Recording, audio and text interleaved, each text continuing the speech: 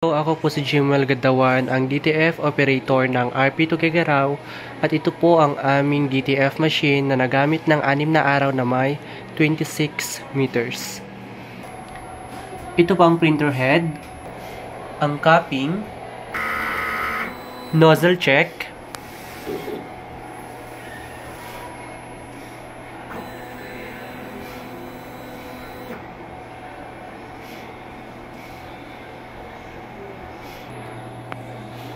working naman po siya. After nozzle check, punasan ng wiper.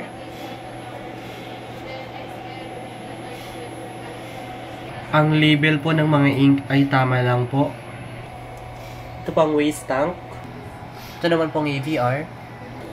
Dito naman nakalagay ang ground wire. Dito naman po nakalagay ang aking mga stocks. Dito pang used ink, unused ink,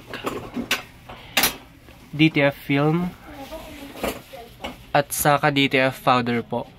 Ito naman po ang aking report sa daily checklist. Updated po. Ganun din po sa consumables output po. Ito naman po ang CMYK, cyan, white,